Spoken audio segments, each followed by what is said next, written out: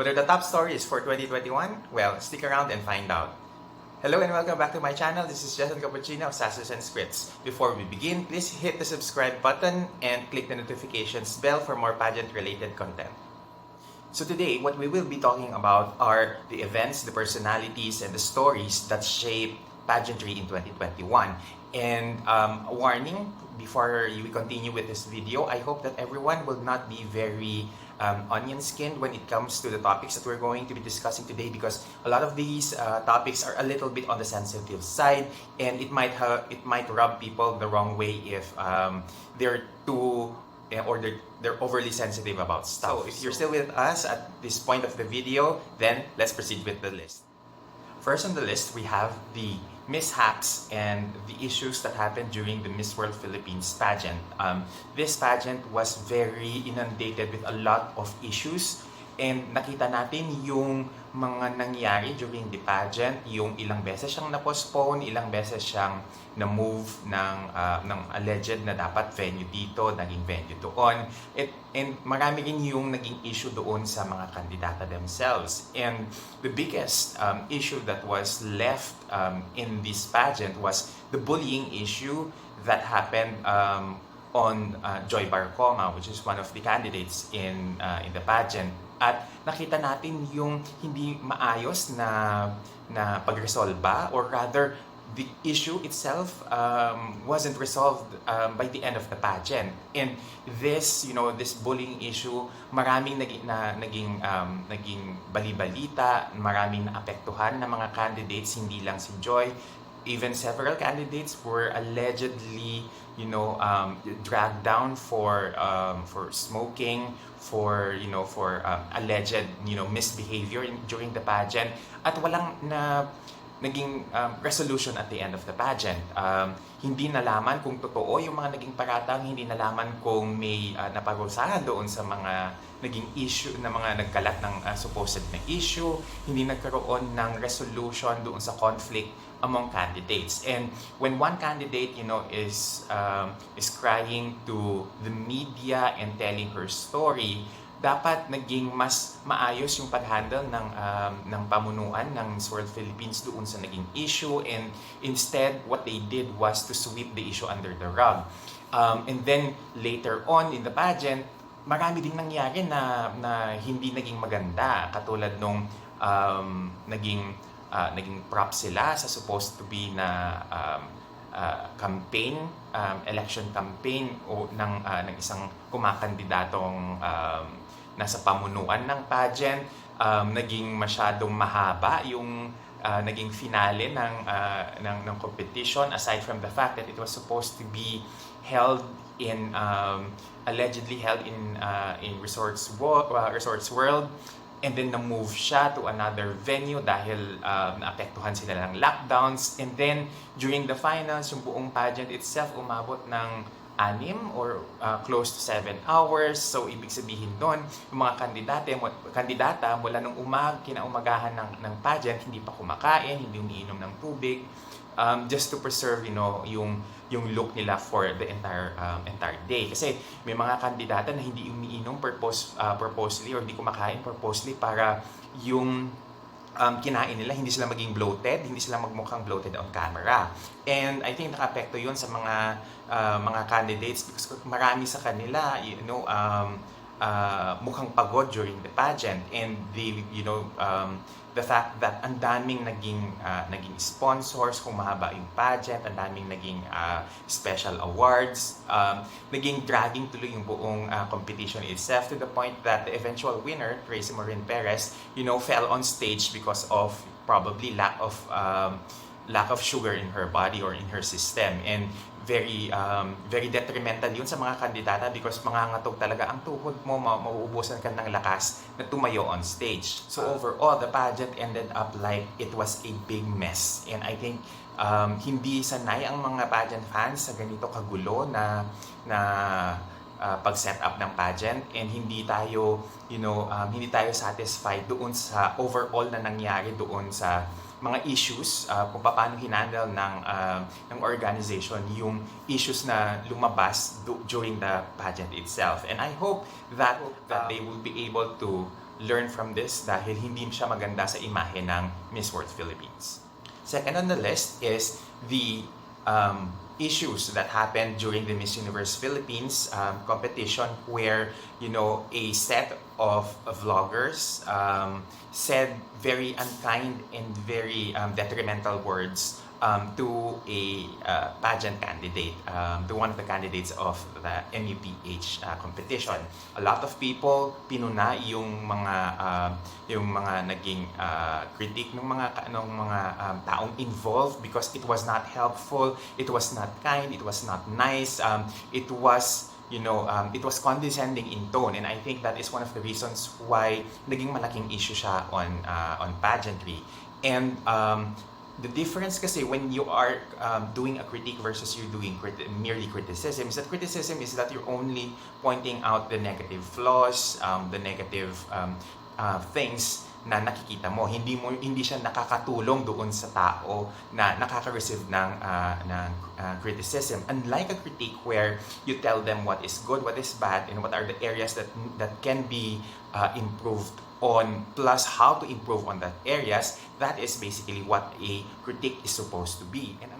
And ang nangyari kasi dito is that the criticism offered nothing to improve on the candidates, weak areas. And we've seen naman later on during the televised interview, or rather the streamed interview of the candidate, na hindi naman totoo yung mga naging kritisismo sa kanya. Yung fact na sinabihan siya na sabaw yung siya mag-isip, or yung she's not as intelligent, I think those are unwarranted criticisms on a candidate who hindi pa natin nakikitaan kung paano siya mag-perform during the interview na process. Another thing that happened during the Miss Universe Philippines na time period was may mga admins na nakitaan na nagsusugal during their live, and they forgotten that ang gamit nilang accounts sa pagla-live nila is the Miss Universe, yung official na Miss Universe Philippines na account. And I think the mistake here is that the social media manager or anyone who actually had access to that account, nakalimutan niya to switch off or switch to the personal account, o sa kanyang personal account yung phone niya when doing the live. And ang nakita tuloy is yung very unsightly and very unprofessional na pagsusugal ng mga taong involved doon sa pamamahala ng social media account.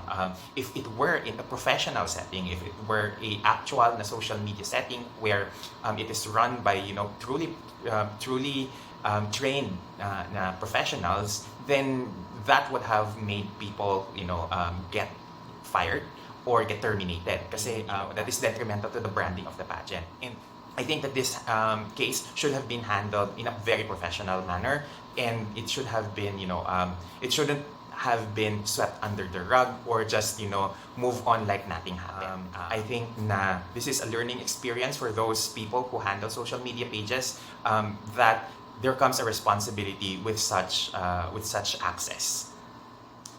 Of course, hindi lahat ng mga nangyari sa pageantry this year is on the negative side. There's also some, wonderful things that happened in pageantry this year. And that's why third on the list is the Binibining Pilipinas pageant, who we feel was, able to create a very strong comeback after a hiatus of, a year. I think that the Binibining Pilipinas really showed why they are the premier national pageant in the country. That is why they are, at the topmost in terms of, prestige in among the national pageants. And this year, ang ipinakita nila is nothing short of a competition that is of international caliber, because what they did was to, give focus on the candidates and to build relationships with pageant media.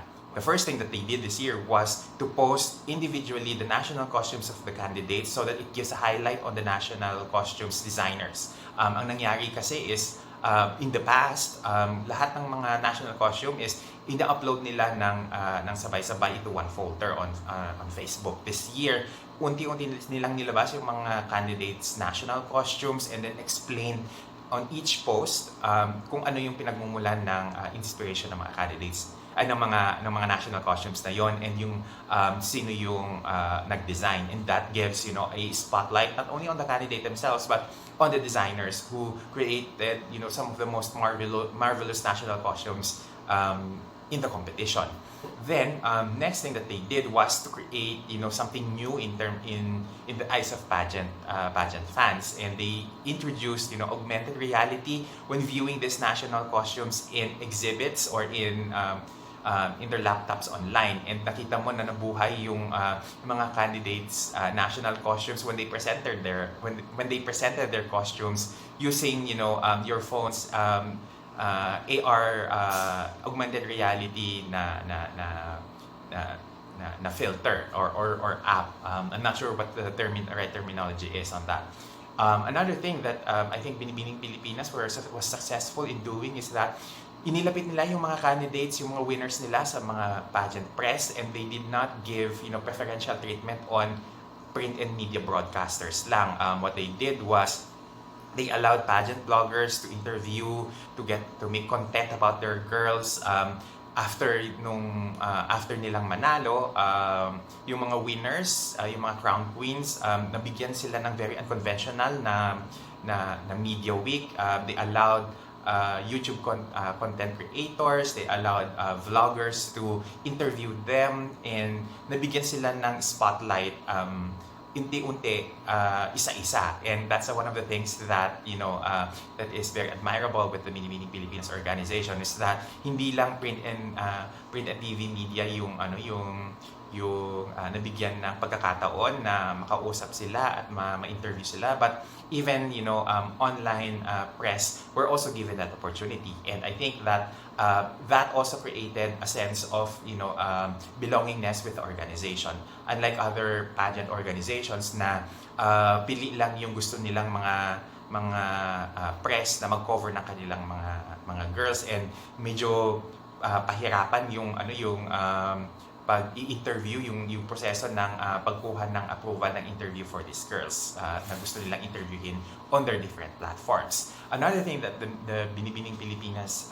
did well despite a lot of these postponements is that nabigyan nila ng spotlight ang bawat girls in the competition, and not only the candidates but even the girls who later on aged out or bowed out from the competition, by giving them a spotlight during the finals, telling that once a Binibini, always a Binibini. And that is, a mark of a really strong pageant organization na kahit wala na yung mga candidates because of reasons na umalis sila ng competition, whether they bowed out or they aged out of the competition, nagawan nila ng paraan na bigyan pa rin sila ng importansya. And that speaks of, the humanity in the organization. Another thing that the Binibining Pilipinas did right this year was giving spotlight to all 4 of the remaining international pageant franchises.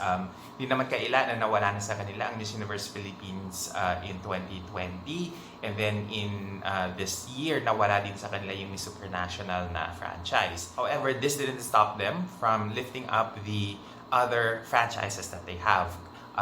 Nabigyan ng spotlight sa kanilang finale, yung finals night, yung Miss Globe, yung Miss Grand International, yung Miss Intercontinental, and Miss International na mga titles. And because of that, parang lumakas tuloy yung chances ng mga pageants na ito na ma-recognize dito sa Pilipinas, because a lot of these, lesser known na mga international franchises is hindi binibigyan ng pansin ng mga Pinoy na pageant fans. And then, another thing that was very commendable with Binibining Pilipinas is that they allowed their queens to take ownership of their international pageant campaigns. And this is why hindi surprising, kaya hindi nakapagtataka that 3 of the ladies who competed internationally this year, 2 of them ended up winning their respective international competitions. Later na natin pag-usapan a little bit yung campaign ni Samantha Panlilio, who we thought was a very strong campaign for for her Bangkok-based na pageants. But let's focus muna on Cindy and Maureen. Cindy Obinita won Miss Intercontinental, and then several weeks later, we had Maureen Montaigne winning the Miss Globe title.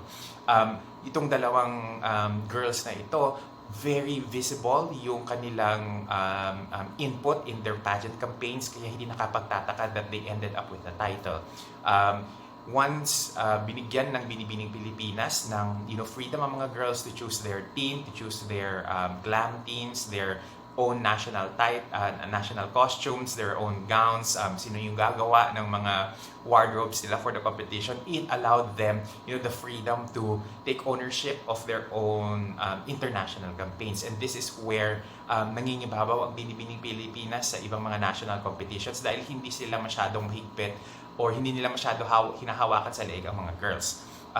Maureen Montaigne, in our interview with them during their homecoming, mentioned that the Binibining Pilipinas, is very helpful, very respectful of the girls, and allows them, to have their voice heard on how they want, their reigns to be, and how they want their international competitions going to be. And I think when an organization respects the candidates in such a way, it tells magnificently about the humanity of the Binibining Pilipinas pageant, and pinapakita lang nito na very professional yung the way nilang hinahandle ang mga careers ng mga pageant girls, and that when Maureen said that she didn't feel, or she didn't particularly feel, that one title is higher or lower than the other, and that they all are treated equally with respect, I think that is an ode to the BPCI itself.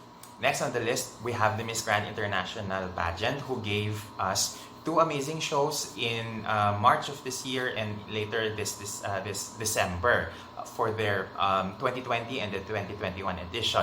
Hindi ko na i-elaborate yung mga nangyari dito sa pageant na to, but what we are excited to talk about are the two Filipinas who competed in this year's competition. First, we have Samantha Bernardo, who we think that should have won the MGI title this year, simply because sa tingin ko siya yung pinaka-apt na winner, because she's the type of winner na kayang magpasok ng pera dun sa organization, na kayang magpasok ng mga sponsors dun sa organization. And this is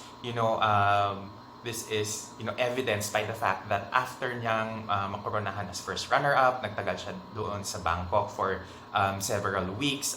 Inaanyayahan siya ng mga sponsors to do endorsements with them, and the mere fact na pinipilit or ilang beses na ipinilit ng organization, na pageant organization, na mag-extend siya ng contract para makuha yung mga endorsements na yon, it says something about Samantha as a possible winner, possible title holder, kasi naisip sana nung may-ari ng organization na kaysa idinaan yung pagpili sa dramatics, sana idinaan na lang niya doon sa pinaka most likely na mapag-uusapan ng pageant niya, mabibigyan ng importansya ang pageant niya, and instead being a narcissistic person himself, ang pinili niya is yung magbibigay sa kanya ng buzz. But unfortunately, hindi naman siya nag-translate into a very commercial, successfully commercial na reign. And I think, yung the mere fact that Samantha only had around 20 days to prepare for the pageant, I think that was, a testament to the fact na hinog siya na manalo. And another thing na nangyari with this pageant is yung panlalaglag kay Samantha Panlilio sa top 20 ng pageant. I think that it was a very unwise decision for them to do that, kasi nakita naman natin na in terms of performance, laban na laban si Samantha Panlilio, and that some of the girls who made top 20, alam mong ipinasok lang para mapag-usapan yung pageant. And I think that was a very, that was an act that was done in bad taste by the pageant org, and I think that, hindi nakaganda sa imahe yun ng organization. And I think let's leave it at that. Marami pa tayong pwedeng mapag-usapan about this, about this competition, pero parang hindi worth it in terms of airtime.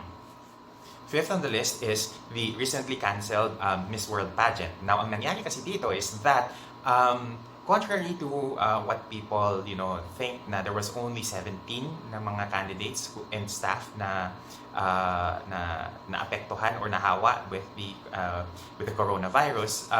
We have a friend who went to Puerto Rico who had a very reliable source that mas malaki pa yung naging epekto ng hawaan sa organization. In fact, it was rumored that Julia Morley, alongside winners like Vanessa Ponce, Tony Ann Singh, and their current Mr. World winner, Jack Hesselwood, all contacted the virus. And aside from that, marami-rami rin sa staff at sa mga candidates na tipong umabot daw ng mahigit 50, if I'm not mistaken, ang binanggit na numero is around 58 na staff and candidates yung nagkaroon ng virus. So, it kind of shows kung gaano ka unprepared or rather hindi ganun kaayos yung pamamalakad nung pageant sa Puerto Rico, dahil karamihan sa mga candidates during their pakikisalamuha sa isa't isa during the entire competition, marami sa kanila hindi nagmamask,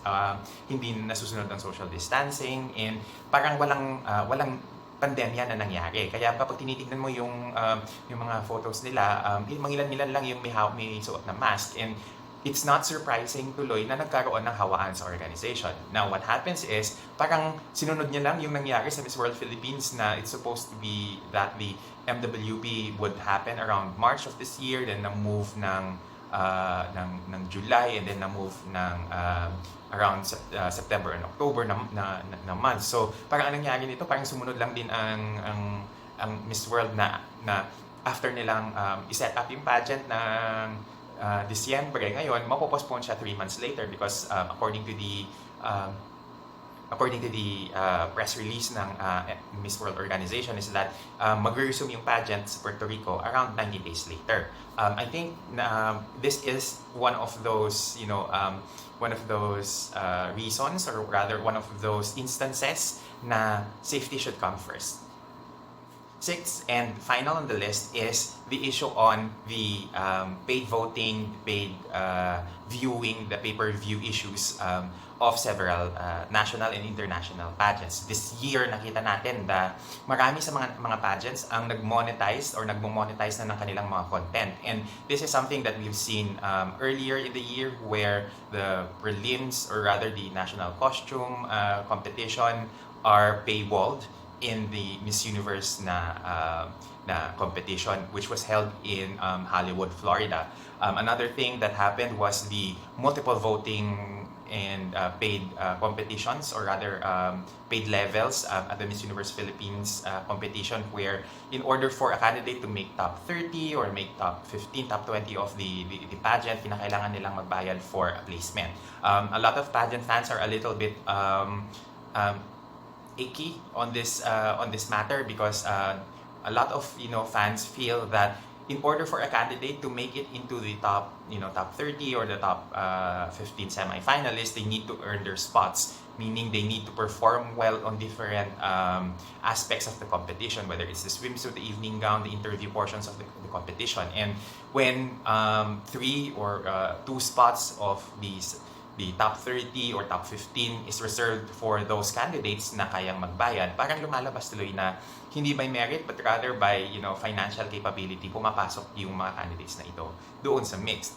And another thing that a lot of pageant fans are not very happy about is the paywall when viewing content on the pageants. Kasi nasanay ang mga pageant fans na yung prelims and finals were all free to the public, na pwede nilang gamitin yung mga videos na ito for their analysis, their compilation on the girls that they believe to have performed well, and they also use this to add content on YouTube where they can critique their performance. And there were a lot of pageant fans who were not very open to the idea of paying for the national costume or the preliminary competition on paid platforms. Kaya this year there were a lot of fans na humihingi ng live stream links na patago from from different pageant pages on YouTube or on Facebook. And maraming mga pageant fans ang nabuhay sa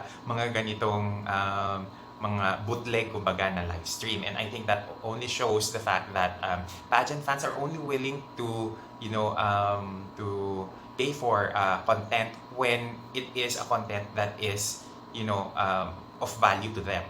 Yung mga nakasanayan nila na mga bagay-bagay like free viewing for the prelims, I think those are the things that they are not willing to sacrifice their dollar with. Not a lot of pageant fans are willing to pay for that kind of content. Kaya nauso yung term na para-paraan para lang makapanood ng mga prelims ng mga pageants na ito. And I think that is something that the pageant owners or the pageant organizers would have to think about moving on in the future, because there's a lot of pageant fans na nasanay with free content.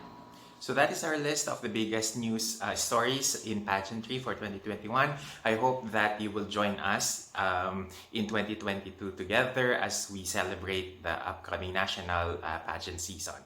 That's it from me. I hope to see you again soon in our next video, and let's all welcome 2022 together with open arms. Bye everyone, and take care.